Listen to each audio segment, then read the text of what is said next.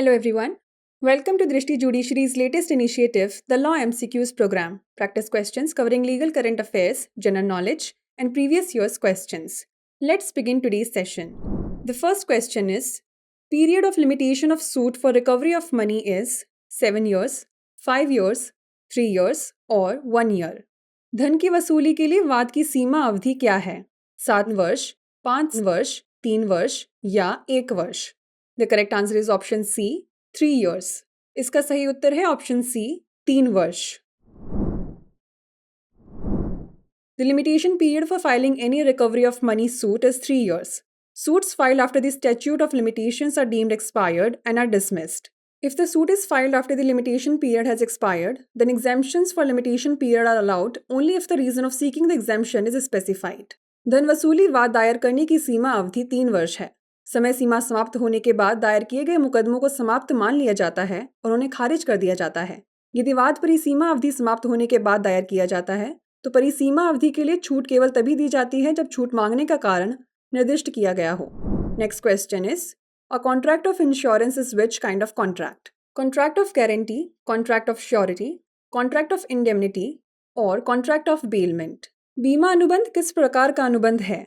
Guarantee का अनुबंध, जमानत का अनुबंध, क्षतिपूर्ति अनुबंध या निक्षेप का अनुबंध? The correct answer is option C, contract of indemnity. इसका सही उत्तर है ऑप्शन सी, क्षतिपूर्ति अनुबंध. The word indemnity literally means security, protection or coverage against loss. A contract of indemnity is described under section 124 of the Indian Contract Act 1872, where one party agrees to protect the other against losses that may be incurred due to the promisor's own actions or the actions of third parties. क्षतिपूर्ति शब्द का शाब्दिक अर्थ है सुरक्षा, संरक्षण या हानि के विरुद्ध coverage.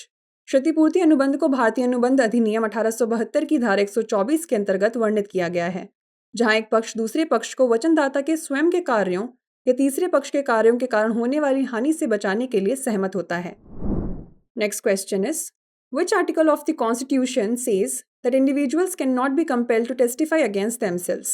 Article 21A, Article 20 Clause 3, Article 25 और Article 32. संविधान के किस अनुच्छेद के अनुसार व्यक्तियों को स्वयं के विरुद्ध गवाही देने के लिए बाध्य नहीं किया जा सकता? अनुच्छेद 21A, अनुच्छेद 20 खंड 3, अनुच्छेद 25 या अनुच्छेद 32? The correct answer is option B, article 20 clause 3. इसका सही उत्तर है ऑप्शन बी, अनुच्छेद 20 खंड 3. Recently, in the case of Jasbir Singh versus CBI, the Punjab and Haryana High Court acquitted the accused, stating that CBI had failed to establish the motive of the crime and there is no proof that the consent of the accused person was taken before conducting the polygraph test.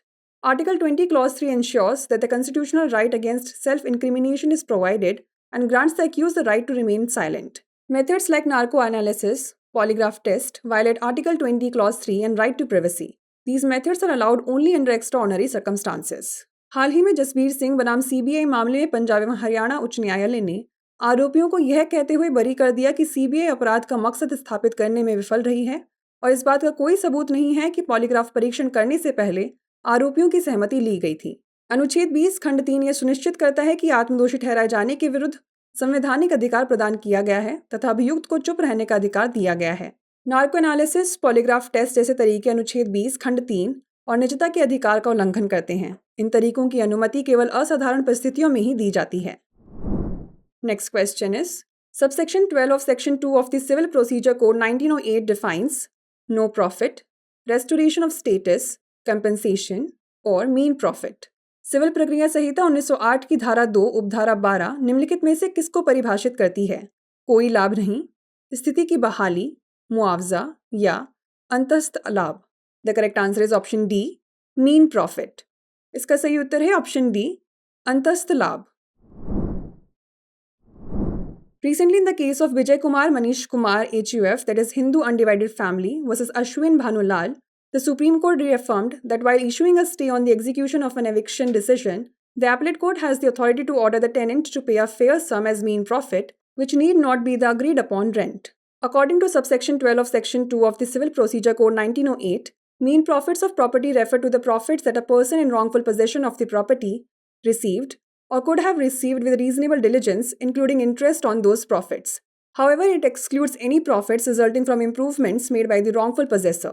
हाल ही में Vijay Kumar Manish Kumar HUF यानी हिंदू अविभाजित परिवार बनाम अश्विन भानुलाल के मामले में सर्वोच्च न्यायालय ने पुनः पुष्टि की है कि बेदखली के निर्णय के क्रियान्वयन पर स्थगन जारी करते समय अपीलीय न्यायालय के पास किराएदार को अंतस्थ लाभ के रूप में उचित राशि का भुगतान करने का आदेश देने का अधिकार है, जो कि सहमत किराए के बराबर नहीं होना चाहिए।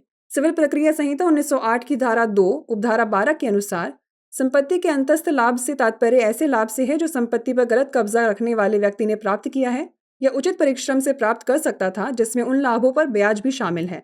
हालांकि इसमें गलत कब्जेदार द्वारा किए गए सुधारों से होने वाले किसी भी लाभ को शामिल नहीं किया गया है। The last question is, A causes Z to go within a walled space and locks Z in. A shall be guilty of assault, wrongful confinement, wrongful restraint, or none of these. A Z को एक कमरे के भीतर ले जाता है और Z को अंदर बंद कर देता है, तो A निम्नलिखित का दोषी होगा: हमला, गलत तरीके से बंधक, गलत तरीके से रोकना या इनमें से कोई नहीं। The correct answer is option B, wrongful confinement. इसका सही उत्तर है ऑप्शन बी, गलत तरीके से बंधक। Section 340 of the Indian Penal Code 1860 defines wrongful confinement as whoever wrongfully restrains any person in such a manner as to prevent that person from proceedings beyond certain circumscribing limits is said wrongfully to confine that person. भारतीय दंड संहिता 1860 की धारा 340 में गलत तरीके से बंधक को इस प्रकार परिभाषित किया गया है कि जो कोई किसी व्यक्ति को गलत तरीके से इस तरह रोकता है कि वह व्यक्ति कुछ निश्चित सीमाओं से परे कार्यवाही करने से वंचित हो जाए, उसे उस व्यक्ति को गलत तरीके से बंधक कहा जाता है। Before we wrap up, here's a question for you. Criminal conspiracy is defined in Indian Penal Code 1860 under Section 120A, Section 107, Section 120 और Section 120B. भारतीय दंड संहिता 1860 में आपराधिक षड्यंत्र को किस धारा के अंतर्गत परिभाषित किया गया है? धारा 120A, धारा 107, धारा 120 या धारा 120B?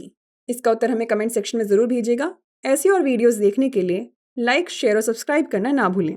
धन्यवाद।